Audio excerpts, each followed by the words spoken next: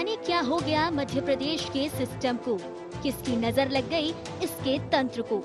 कभी नियमितीकरण, कभी वेतन वृद्धि, तो कभी कुछ और। अपनी विभिन्न मांगों को लेकर इसके ठेकेदार ही मोर्चा खोल देते हैं इसके खिलाफ। सोमवार को एक दफा फिर ऐसी ही तस्वीर सामने आई, जब अपनी विभिन्न मांगों को लेकर स्वास्थ्य सेवाओं से जुड़े 8 संगठन सामूहिक हड़ताल पर चले गए और करीब 30,000 कर्मचारियों के हड़ताल पर जाने से एक बार फिर चरमरा गई प्रदेश की स्वास्थ्य सेवाएं। वैसे तो ये बस एक तस्वीर भर है, जबकि देखा जाए तो प्रदेश के सिस्टम का हिस्सा बन गई है आए दिन की होने वाली हड़ताल। जिस वक्त सूखे का मुआवजा बंटना था, उस वक्त पटवारियों ने किसानों को जमकर छकाया। बोर्ड परीक्षाओं का समय आया तो अतिथि शिक्षकों ने मोर्चा खोल दिया। स्वास्थ्य कर्मचारियों की लामबंदी तो गाहे बगाहे आम लोगों को परेशान करती ही रहती है। मानो सरकार की नब्ज पकड़ ली है कर्मचारी संगठनों ने, और वो भाप गए हैं कि उनकी कुछ एक दिनों की लामबंदी सरकार को उनके सामने झुकने पर मजबूर कर देगी। चलिए अब आपको बताते हैं कि बीते कुछ समय में प्रदेश में हुई कुछ बड़ी हड़तालों के बारे में। 2015 के अंत में विभिन्न मांगों को लेकर पटवारी संघ हड़ताल पर चला गया। राजस्व से संबंधित कई काम अटके, सूखे का मुआवजा बांटने में परेशानी सामने आई। 2016 की शुरुआत के साथ अतिथि शिक्षक भी नियमितीकरण की मांग को लेकर हड़ताल पर चले गए। परीक्षाओं के पहले छात्रों की पढ़ाई प्रभावित, अभी तक हड़ताल जारी। साल 2016 में बिजली विभाग और ट्रांसपोर्ट यूनियन भी अपनी मांगों को लेकर कई दफा लामबंद हुए। बड़े स्तर पर काम प्रभावित हुआ। 2016 के अंत में 13 सूत्रीय मांगों को लेकर सरपंच एवं सचिव संगठन ने कलम बंद हड़ताल की। ग्रामीण स्तर पर सरकारी कामकाज ठप हुआ। 2017 की शुरुआत में अप्रेजल सिस्टम के खिलाफ संविदा स्वास्थ्य कर्मी हड़ताल पर चले गए। स्वास्थ्य सेवाएं बुरी तरह प्रभावित हुई। तो सरकार को एक कमेटी बना के ऐसे विसंगतियों के बारे में एक ठीक प्रकार से कमेटी बना के और उस पर एक समय सीमा निर्धारित करके उस पर निर्णय करना चाहिए, ताकि भविष्य में हमारे जो केडर वे संगठन बार बार आंदोलन के लिए जाते हैं, हमारे सरकार की बदनामी होती है और सरकार का काम भी रुकावट होता है, जनता का नुकसान होता है, इससे बचा जा सके। गौर हो कि मध्य प्रदेश के मुख्यमंत्री शिवराज सिंह पर अक्सर विपक्ष प्रशासनिक अक्षमता का आरोप लगाता रहा है। बात बात पर प्रशासनिक तंत्र का यूं सरकार की मुखालफत करना कहीं न कहीं विपक्ष के उस दावे को बल देने का काम भी कर रहा है। यही कारण है कि ये मुद्दा अब सियासी विवाद की वजह बनता जा रहा है, जिसे लेकर आमने सामने आ गए हैं भाजपा और कांग्रेस। तो ये तो किसी भी प्रशासन या शासन जो जिसकी भी सरकार होती है, जो उसकी जिम्मेदारी होती है कि जो भी लोग उनके मातहत काम करते हैं, जो उनकी मशीनरी होती है सरकारी, उनकी सुख सुविधाओं को ध्यान करें। इसी कारण से आप स्वास्थ्य हो, शिक्षा हो, पीएचई हो, कोई भी विभाग देखें, सहकारिता हो, तमाम विभागों में आप देखोगे कि लोगों की विरोधी स्वर कर्मचारी उठ रहे हैं और सरकार उनकी जो बातें सरकार ने उनके पक्ष में कही थी पूरी नहीं कर पा रही है। आज से 10 साल पहले की कल्पना करेंगे, आज की कल्पना करेंगे तो ज़मीन आसमान का अंतर है, चाहे उनकी सुविधाओं के लिए हो, चाहे उनकी तनख्वाहों के लिए हो या अन्य प्रकार की व्यवस्थाओं के लिए हो। इसलिए भारतीय जनता पार्टी की सरकार कर्मचारी हितैषी है, जनता के इनऑल जो जनता है मध्य प्रदेश की सबके हितैषी है, इसलिए उनके साथ खड़े हैं। समस्याएं हो सकती हैं, उनका समाधान भी सरकारी सिस्टम में हमारे राजनेताओं के माध्यम से माननीय मुख्यमंत्री महोदय सबकी बात को सुन के उनके समाधान भी निरंतर करते जा रहे हैं। सहनशीलता एक सीमा तक ही ठीक रहती है, इसके बाद लोग उसे कमजोरी मानने लगते हैं। कुछ इसी तरह की स्थिति से गुजर रही है मध्य प्रदेश की शिवराज सरकार, जिसकी सहनशीलता को मानो कर्मचारी संगठनों ने उसकी कमजोरी मान लिया है और वो बात बात पर सरकार पर ऐसे हावी होते हैं कि अपनी मांगे मनवाकर ही दम लेते हैं। ऐसे में समझ में नहीं आता कि प्रदेश में कर्मचारी संगठनों की हड़ताल पर सरकार की इस सहनशीलता का क्या मतलब है। IND 24 के लिए भोपाल से शिखिल व्यवहार के साथ विवेक पचैया की रिपोर्ट।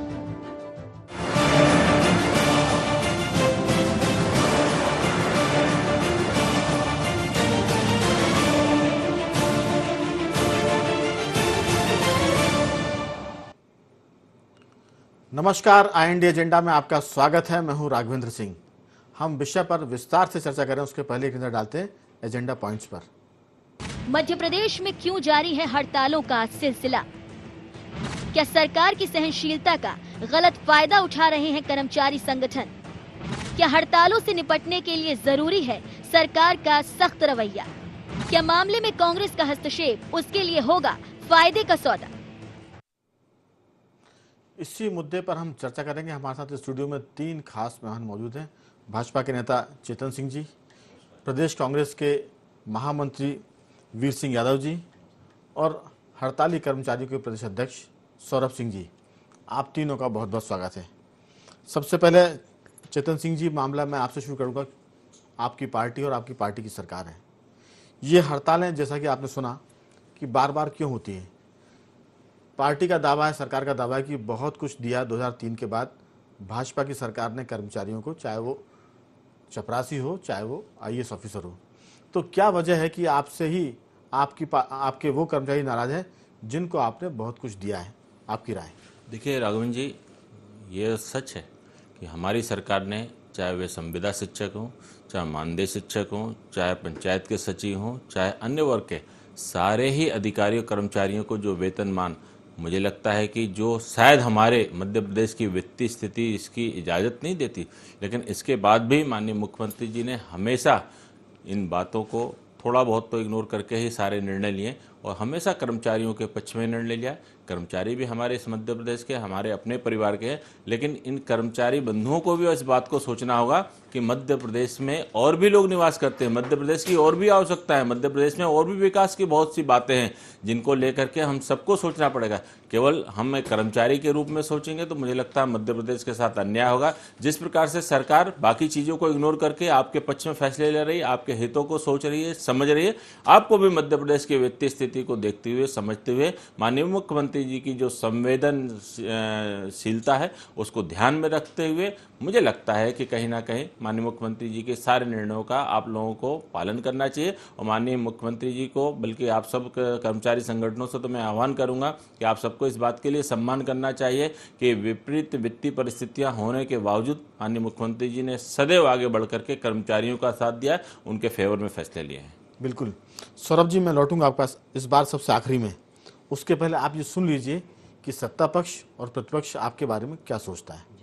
वीर सिंह जी, जब 2003 में कांग्रेस ने सरकार छोड़ी थी, उस समय के बाद से मध्य प्रदेश की जो स्थिति है उसमें कर्मचारियों का जो स्तर है वो ऊंचा हुआ है। वेतनमान की बात करें या बाकी चीज़ों की बात करें, क्या वजह है इसके बाद भी कि कर्मचारी हड़ताल पर चले जाते हैं? या इस सरकार को उनसे काम लेना नहीं आता है, पैसे देने के बाद भी वो काम नहीं ले पा रही है, या सरकार ने ऐसी स्थितियां पैदा कर दी है कि कर्मचारी बार बार हड़ताल के लिए जाते हैं? आपकी क्या राय? तीसरी बात ये कि कर्मचारी में दोष है क्या? पहले वो आपके सामने हड़ताल करते थे, अब भाजपा के सामने हड़ताल कर रहे हैं, जबकि भाजपा उन्हें सब कुछ दे रही है। नहीं, हड़ताल करना है, अपने अधिकारों को मांगना एक प्रजातांत्रिक व्यवस्था का अंग है। सरकार में जहाँ तक हड़ताल की बात है तो मैं कहता हूँ कि मध्य प्रदेश सरकार की नियत ही नहीं है कर्मचारियों के हित के लिए। सारी व्यवस्थाएं आप देखिए मध्य प्रदेश की सभी विभागों में, यदि एक विभाग की बात हो तो अलग है, सारे विभाग केवल तदर्थ और मान से भी उस कर्मियों के भरोसे चल रहे हैं। कहीं भी स्थायी नियुक्ति, कहीं भी कुछ भी। आज भी यदि आप सारे राज्यों का औसत देख लें तो मध्य प्रदेश के कर्मचारी, अभी हमारे विद्वान साथी चेतन जी कर्मचारियों के लिए हितों की बात कर रहे थे, मध्य प्रदेश में आज भी अन्य राज्यों की अपेक्षा उनका वेतनमान काफी कम है। केंद्र के अपेक्षा मध्य प्रदेश के कर्मचारियों की जो सुविधाएं हैं वह नहीं है। कर्मचारी बार बार अपमानित किए जा रहे हैं और मैं कहना चाहता हूं कि मध्य प्रदेश में कर्मचारियों के हित में सरकार की न नियत है न सरकार की इच्छा शक्ति है। यानी आपके समय जब वो हड़ताल करते थे तो गलत था, और बीजेपी के समय हड़ताल करते हैं तो कर्मचारी सही है। ये दो पैमाने चलेंगे क्या? मैं लौटूंगा आपके पास। हमारे साथ हो या इनके साथ हो, कर्मचारी यदि अपना अधिकार मांग रहा है तो एक राज्य सत्ता के नाते और कर्मचारियों के हित ला दे। मैं लौटूंगा, पक्ष की बात मैं सवाल छोड़ जा रहा हूँ, मैं लौटूंगा आपके पास जी कि क्या ये जायज है कि कर्मचारी जो आपके समय हड़ताल करते थे तब गलत और अब भाजपा के समय करते हैं तो सही? नहीं, आपने कभी नहीं कहा कि उस समय जो हड़ताल हो रही है वो सही है। नहीं, हम लोग तो 13 साल के पहले की और आज की वर्तमान स्थिति में देखिए ना, मध्य प्रदेश का जो बजट है हम लोगों के और आज के बजट में कई गुना अंतर आ गया है। मध्य प्रदेश की आय मैं समझ गया आपकी बात। मैं सिर्फ एक सवाल छोड़ के जा रहा हूँ कि जब आपकी सरकार थी तब उनके पास वेतन कम था इसलिए वो हड़ताल करते थे, क्या वो हड़ताल उनकी जायज़ थी? अगर जायज़ थी तो फिर आपने उनकी मांगे पूरी क्यों नहीं की? मैं लौटूंगा इन सवालों के साथ, आप तसल्ली से सोचिए इसके बारे में। सौरभ जी, आपने दोनों पक्षों को सुना, अब आपकी बारी है कि आप बार बार हड़ताल पर क्यों चले जाते हैं? जी, मैं सबसे पहले तो आपको और जो मेरे साथ आज सम्मानीय भाजपा के माननीय जी बैठे हुए हैं, मैं चेतन सिंह है और आपके जी, कांग्रेस के माननीय वीर सिंह चेतन जी। सिंह जी को मैं अवगत कराना चाहता हूं कि मुझे पता चला कि आप उत्तर प्रदेश से ही बिलोंग करते हैं। उत्तर प्रदेश में अभी माननीय अमित शाह जी ने और राजनाथ सिंह जी ने संविदा के लिए अधिकार दिला और रैली का आगाज किया था कि जो सरकार पसीने की कदर नहीं करेगी संविदा की, उसको शासन में रहने का कोई अधिकार नहीं है। हमने 2013 में जो राष्ट्रीय स्वास्थ्य मिशन ने राष्ट्रीय स्वास्थ्य मिशन द्वारा एक पॉलिसी तैयार की गई थी, उसका क्रियान्वयन न होने के कारण पिछले 2013 से 2014 तक, 2013 से लेकर वर्तमान में 2017 तक की स्थिति है, 1% का इंक्रीमेंट हमको नहीं मिला। और पिछली बार हम अपनी जायज मांगों को लेकर के 18 दिवस हड़ताल पर थे और 18 दिवस आंदोलन करने के बाद माननीय स्वास्थ्य मंत्री जी ने संयुक्त रूप से मीडिया में प्रेस कॉन्फ्रेंस करने के बाद आंदोलन स्थगन करवाया। और उसके बाद देखिए, अप्रेजल के नाम पर व्यापक भ्रष्टाचार, यौन शोषण की ये सारी खबरें, ये सारी मीडिया की ही खबरें हैं। तो अप्रेजल के नाम पे, कार्य मूल्यांकन के नाम पर आज वो महिला कर्मचारी जो अपने बच्चों को लेकर के सड़क पे उतर रही है, वो नरसिंहपुर में यौन शोषण का मामला आया। माननीय प्रमुख सचिव स्वास्थ्य के वल्लभ भवन के चैम्बर में अजय जैन निज सहायक को सस्पेंशन किया गया। क्यों? क्योंकि कार्य मूल्यांकन के नाम पर उन्होंने संविदा अधिकारियों कर्मचारियों से पैसे लिए। उसकी ऑडियो क्लिप भी रिलीज हुई पूरे मध्य प्रदेश में। मैं ये बस जानना चाहता हूं, क्या माननीय मुख्यमंत्री जी की, क्या भाजपा सरकार की कोई एक ऐसी मंशा है कि भ्रष्टाचार को बढ़ावा दिया जाए? क्या माननीय मुख्यमंत्री जी की मंशा है कि महिलाओं के यौन शोषण के मामलों को कम नहीं किया जाए, उसको बढ़ावा दिया जाए? क्या माननीय मुख्यमंत्री जी की ऐसी व्यवस्था है कि युवा सम्मेलन जो किए जा रहे हैं जिलों में, युवाओं को बेरोजगार करने के लिए एक अप्रेजल का बाजार 2005 से लेकर 2016 तक हमने काम किया है। 2005 से 15 तक कोई अप्रेजल की व्यवस्था नहीं हुई। 2016 में ऐसा क्या हो गया कि कार्य आधारित मूल्यांकन के नाम पर वर्षों से कार्य कर रहे संविदा सेवा कर्मचारियों को हजारों की संख्या में बड़ी तादाद में बाहर कर दिया जाता है आंदोलन के 10 दिवस के अंदर? ऐसी क्या मजबूरी है माननीय मुख्यमंत्री जी की? ऐसा क्या माननीय मध्य प्रदेश शासन क्या करना चाहता है? मैं ये चाहता हूं कि माननीय मुख्यमंत्री जी इसको संवेदनशीलता से लें। और 2013 से लेकर के माननीय ने कहा है कि जब से आपकी सरकार आई है तब से आपने सबको दिया है। मैं क्या ज्यादा कुछ नहीं कहता, मैं कहता हूं एक कोई चीज आप संविदा स्वास्थ्य कर्मचारियों के हित में दिखा दीजिए, मैं हड़ताल आगे कभी जीवन में नहीं करूंगा। एक चीज कोई ऐसी बता दें बिल्कुल। संविदा स्वास्थ्य। चेतन जी, आपके लिए बड़ी चुनौती है एकदम सामने कि अगर आप एक चीज गिना देंगे तो जीवन में ये कभी हड़ताल नहीं करेंगे, आपका क्या कहना है? देखिए, सबसे पहले तो माननीय मुख्यमंत्री जी के नाम को लेकर के जो बार बार आप महिलाओं के मान सम्मान की बात कर रहे हैं, इस मध्य प्रदेश में अगर महिलाओं का मान सम्मान अगर माननीय शिवराज सिंह चौहान जी की सरकार में अगर नहीं बच सकता, तो मुझे लगता है कि आप फिर भूल जाइए कि इस मध्य प्रदेश में महिलाओं का मान सम्मान बचेगा। भारतीय जनता पार्टी के राज में अगर महिलाओं का मान सम्मान नहीं बचा, तो आप भूल जाइए कि आप इस मध्य प्रदेश में कुछ अच्छी परिस्थितियों में, जो उत्तर प्रदेश की बात को लेकर के आप कह रहे हैं, आप उठा करके देख लीजिए कि उत्तर प्रदेश की रेवेन्यू की स्थिति क्या है और मध्य प्रदेश की रेवेन्यू की स्थिति क्या है। अब मैं 2003 से लेकर के अभी तक, वीर सिंह जी भाई कह रहे हैं कि हमने इनके साथ अन्याय किया है, हम इनकी घोषणाएं पूरा करना नहीं चाहते। मैं मेरे मित्र से पूछना चाहता हूं, आखिर वो कौन सी परिस्थितियां थी कि 1800 रुपया पाने वाले दैनिक वेतन भोगियों को एक आदेश में एक साथ आपने लाखों लोगों को बेघर कर दिया और सैकड़ों लोगों ने आत्महत्या की थी। ये रिकॉर्ड है, ये मेरे कहने से कुछ नहीं होगा, ये ऑन द रिकॉर्ड है। और जो सौरभ जी जिन बातों को लेकर के बात कर रहे हैं, मैं इनको इतना ही कहना चाहूँगा कि समय समय पर जितने इंक्रीमेंट भारतीय जनता पार्टी की सरकार ने दिया है, जितना महंगाई भत्ता भारतीय जनता पार्टी की सरकार ने दिया, उस सब के आदेश की आप कापियाँ अगर आपके पास हो तो आप निकाल लीजिए, हम इस चैनल पर ही डिबेट कर लेते हैं उसी पर। मैं आपसे मैं लौटूंगा, मैं एक आपस में सवाल जवाब ना करें, लेकिन चेतन जी उनका कहना यह है कि अगर आप एक भी आप गिना दें तो वो जीवन में हड़ताल नहीं करेंगे। इस पर आपका क्या कहना? फिर मैं लौटता हूँ वीर सिंह जी के पास। देखिए राघवेंद्र जी, हमने 2003 से लेकर के वर्तमान आज तक लगातार समय समय पर महंगाई भत्ते दिए हैं, लगातार इनके वेतन का रिनोवेशन किया है और लगातार जब भी इनकी मांगे आई हैं, दूसरी बार भी जो ये मांग थी तब भी माननीय मुख्यमंत्री जी और स्वास्थ्य मंत्री जी ने सारी बातें की, ये सौरभ जी खुद स्वीकार कर रहे हैं। आप उसको वक्त दीजिए सौरभ जी, आप उसको वक्त दीजिए। और कहीं लगता है कि अगर आप लोगों को आपकी मांगों को वास्तव में सरकार गंभीरता से नहीं ले रही है, तो चर्चा के माध्यम से ही सारी बातों का समाधान हो सकता है। माफ करना, अगर आपको लगता है कि आप प्रदेश में हड़ताल करके सरकार को झुका सकते हैं, मुझे लगता है आज की इन परिस्थितियों में जायज नहीं है। देखिए, मेरा आपसे ये निवेदन है कि हड़ताल हम शौक से बिल्कुल नहीं कर रहे हैं। हमें बिल्कुल नहीं अच्छा लगता कि प्रदेश की कोई महिला जो है, हमारा सपना ही यही है कि हम स्वस्थ मध्य प्रदेश, स्वर्णिम मध्य प्रदेश की परिकल्पना को कैसे साकार कर सके। हड़ताल हमारी अंतिम एक आंदोलन की रणनीति तब बनती है जब हम पीएस के ऑफिस में या एमडी के ऑफिस में या शासन के पास वार्ता करने जाते हैं और हमें दुत्कार कर भगा दिया जाता है। जब हम हजारों चिट्ठियां लिखते हैं, हमारे एक उत्तर का प्रति उत्तर तक वापस में नहीं आता। जब हम अपील में आते हैं, हमारे साथ कुछ गलत होता है तो कोई हमारा माई बाप सुनने वाला नहीं होता है। आंदोलन की स्थिति सिर्फ इसीलिए आती है चूंकि ना तो अधिकारी वर्ग कोई सुनने को तैयार होता है, ना तो मंत्री वर्ग कोई सुनने को तैयार होता है। मेरा एक थोड़ी सी निवेदन है। अब बहुत वक्त अपने पास। वीर सिंह जी, अब तो डॉक्टर हड़ताल करते हैं, स्वास्थ्यकर्मी हड़ताल करते हैं, अब एक चीज बची है कि मरीज भी हड़ताल पर चले जाएं, क्योंकि जब इलाज ही नहीं होगा, सेवा करने वाले नहीं होंगे, तो फिर मरीज क्या करेगा बेचारा। एक तो ये बात हुई। और सौरभ का ये कहना है कि कोई नहीं सुनता है। कोई नहीं सुनने में सरकार, तो उन्होंने सीधा आरोप लगाया, लेकिन प्रतिपक्ष का भी ध्यान उनकी तरफ नहीं है, उनके पक्ष में आपने कभी आंदोलन नहीं किया। तो ये इस पर भी आप जरूर अपनी बात कहिए कि आपने कभी इन स्वास्थ्य कर्मियों की तरफ क्यों ध्यान नहीं दिया। देखिए, कर्मचारियों के हित की रक्षा करना सबसे पहले सरकार का दायित्व होता है। सरकार आज अपने सारे सरकार ना करे तब किसका होता है? नहीं, हम लोग साथ हैं, हमारा पूरा खुला समर्थन इन लोगों के लिए है। अभी आदरणीय चेतन जी मध्य प्रदेश में महिलाओं की बात कर रहे थे।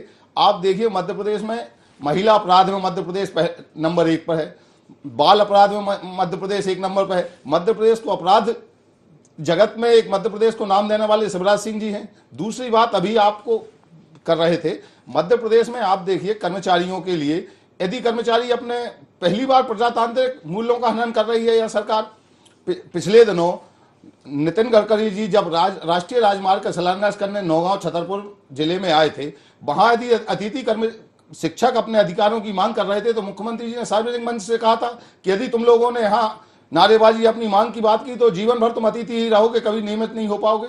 यह खुली धमकी है मध्य प्रदेश के कर्मचारियों के लिए। कांग्रेस ने क्या किया इनके पक्ष में? उसके बाद कांग्रेस समय समय पर इनके लिए, हमारी स्थानीय इकाई और प्रदेश इकाई, जब भी इन लोगों के लिए कोई जरूरत होती है हम लोग इनके समर्थन देते हैं। और आज भी कर्मचारियों के लिए जब हित की बात होती है, इनके जनहित की जो बात है, हम इनके साथ हैं। मध्य प्रदेश सरकार केवल व्यापम से अपने करोड़ों रुपए भ्रष्टाचार में लिप्त है। नियुक्तियों में देखिए ना मध्य प्रदेश में। वीर सिंह जी, हम विषय पर आकर एक सवाल मैं आपसे पूछ कर जा रहा हूं, आप उसका जरूर उत्तर दें। हालांकि पिछले सवाल का उत्तर नहीं आया। मैं आपसे ये पूछ रहा हूं कि आखिर इस हड़ताल के लिए जब 2003 में बीजेपी सत्तारूढ़ हुई और कांग्रेस सत्ता से बाहर गई, तब से अब तक दिवालिया होने की स्थिति के बाद भी मध्य प्रदेश की सरकार ने कर्मचारियों के लिए, अकेले स्वास्थ्य की बात नहीं कर रहे हैं हम, पूरे प्रदेश के कर्मचारियों को बहुत कुछ दिया, कर्ज ले लेकर दिया, कर्ज लेकर वो वेतन भी बांट रही है। लेकिन कर्मचारियों को 2003 के बाद से बहुत बेहतर स्थिति में लाया। इसके बाद भी क्या सरकार दोषी है या कर्मचारी दोषी है? ये सवाल मैं छोड़कर जा रहा हूँ। इस पर मैं लूंगा आपसे अंतिम प्रतिक्रिया। सौरभ, अब आप इसमें क्या कहना चाहेंगे? मैं एक विषय पर थोड़ी सी मेरा भी आपसे ये सवाल जो इनसे है वो सवाल आपसे भी है कि आखिर सरकार ने इतना कुछ दिया, प्राइवेट सेक्टर को आप देखेंगे तो प्राइवेट सेक्टर में अप्रेजल भरा जाता है, नौकरी से निकाल भी दिए जाते हैं, रख भी। हम ये नहीं कह रहे हैं कि सरकार उनको जॉब की गारंटी ना दे, लेकिन काम की गारंटी भी आपको देनी चाहिए, क्योंकि ये सरकार कर्ज लेकर कर्मचारियों को वेतन दे रही है, कर्ज लेकर या टैक्स लाकर आपको सेवा और सुविधा दे रही है। इस पर भी आपका ध्यान होना चाहिए। जी, सबसे पहले तो मैं एक ये आग्रह करना चाहता हूं कि हम संविदा स्वास्थ्य कर्मचारी माननीय मुख्यमंत्री जी से विनम्रतापूर्वक ये संवेदनापूर्वक ये निवेदन कर रहे हैं कि माननीय मुख्यमंत्री जी तक हमारा विषय ही नहीं पहुंच रहा। माननीय मंत्री जी तक जो विषय पहुंचाया जा रहा है, विभाग के आला अधिकारियों द्वारा गुमराह करके एक दूसरी स्थिति दिखा दी जाती है, तो ऐसा लगता है कि हम गलत चीजों को लेकर के हड़ताल कर रहे हैं। अगर माननीय मुख्यमंत्री जी तक हमारा विषय पहुंचेगा तो निश्चित ही हमारे ये सारे विषय जो हैं 2 से 3 दिन के अंदर वो स्वयं संज्ञान लेकर के हल कर देंगे। लेकिन माननीय मुख्यमंत्री जी चाहते हैं कि अच्छा हो, प्रदेश के सरकारी कर्मचारियों का अच्छा हो, संविदा कर्मचारियों का अच्छा हो, लेकिन हमारे विभाग के आला अधिकारियों की मुख्यमंत्री कैसे हैं? अच्छे हैं कि खराब आप लोगों के हिसाब से? नहीं, हमारे लिए तो बहुत अच्छे हैं। बस तो हम यही निवेदन कर, हम तो याचना के रूप में कर रहे हैं कि अच्छे भी और हड़ताल भी कर रहे हैं। ये दोनों हड़ताल हम इसलिए कर रहे हैं ताकि माननीय मुख्यमंत्री जी तक बात पहुंचे। आंदोलन एक ऐसा माध्यम है जो कि माननीय मुख्यमंत्री जी तक हमको ले जा सकता है। अगर माननीय मुख्यमंत्री जी हमको समय देने को तैयार है, मुलाकात करने के लिए, चर्चाओं के माध्यम से हल देने के लिए, तो हम बिल्कुल हड़ताल स्थगित करने के लिए तैयार है। माननीय मुख्यमंत्री जी पहल तो करें, क्योंकि हम मंत्री जी तक तो जा चुके हैं। चलिए, सरकार और पार्टी के नुमाइंदे हैं चेतन सिंह जी, अब सारी बात घूम फिर कर इधर आ गई है कि सरकार तो अच्छी है, मुख्यमंत्री तो अच्छे हैं, लेकिन उन तक जो पीड़ित पक्ष है उनकी बात पहुंच नहीं पा रही है, इसलिए हड़ताल पर गए हैं।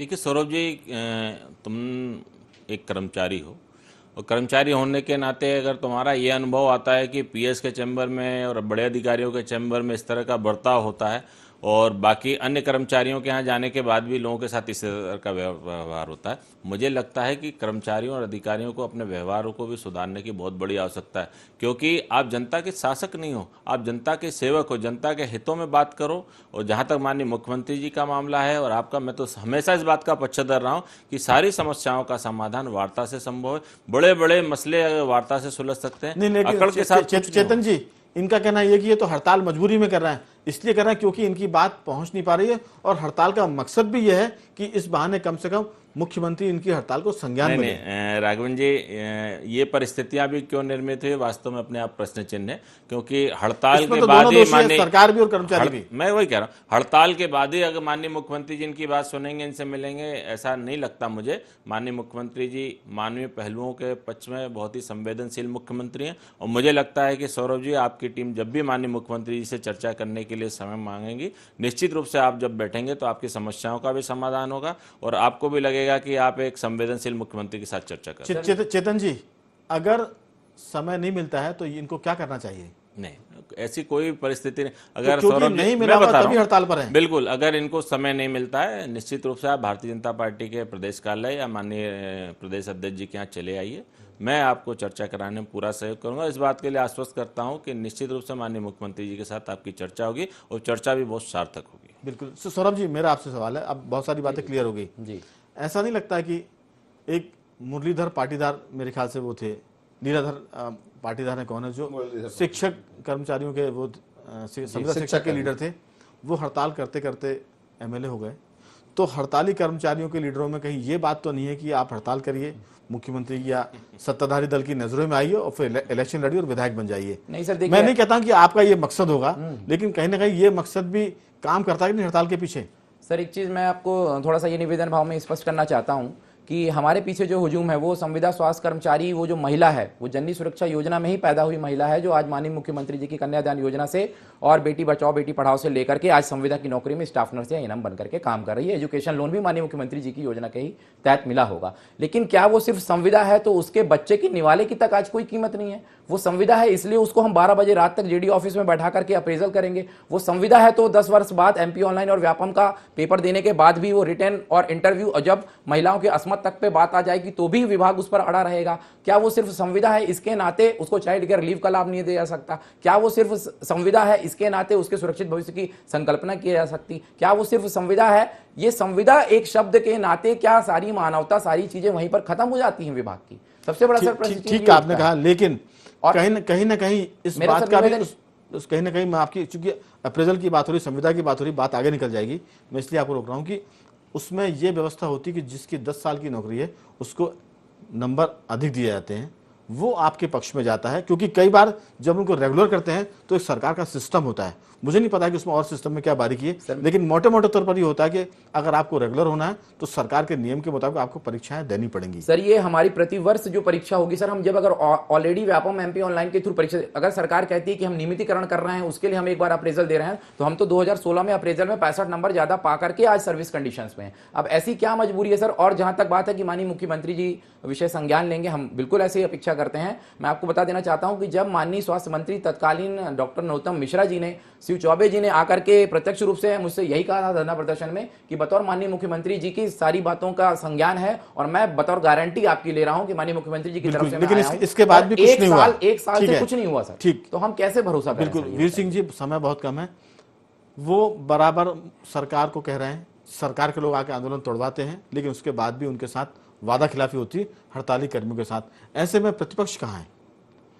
अगर वो उनकी सेवा शर्तें गड़बड़ है, वो हड़ताल करते हैं, उनकी मांग पूरी नहीं होती है, सरकार वादा करती है, उस वादे को तोड़ देती है, तो फिर ये बेचारे जो स्वास्थ्य कर्मी हैं, आखिर ये वोटर भी तो हैं, जनता भी तो है, प्रतिपक्ष क्या कर रहा है इनके लिए? आपकी अंतिम टिप्पणी इस पर। कर्मी, देखिए राघवन जी, हम लोग इनके साथ हैं। ये जब भी सौरभ जी, कांग्रेस आपके साथ है जी? अभी तक मुझे जो लगता है कि अभी तक तो हम अकेले अपनी लड़ाई अपने दम पर लड़ रहे हैं जी। बहुत कभी दूसरी बात, अभी जिस तरह से मैंने पहले भी जब चर्चा प्रारंभ हो रही थी राघवन जी, तब भी मैंने कहा था कि यार सरकार केवल एक विचारधारा की सरकार है और मध्य प्रदेश में कर्मचारियों का राजनीतिकरण करना चाहती है। बिल्कुल, अभी हमारे साथी चेतन जी कह रहे थे कि आप भारतीय जनता पार्टी के कार्यालय में आइए और नंद कुमार चौहान जी से मिलिए, वह मुख्यमंत्री ये समझ दिलाएंगे। इन्होंने कभी विभागीय मंत्री या विभागीय पीएस के पास जाने की बात नहीं कही। यह केवल कर्मचारियों वो चूंकि संगठन के व्यक्ति तो संगठन की बात नहीं, लेकिन आप देखिए मुरलीधर पाटीदार जी के माध्यम से भी उन्होंने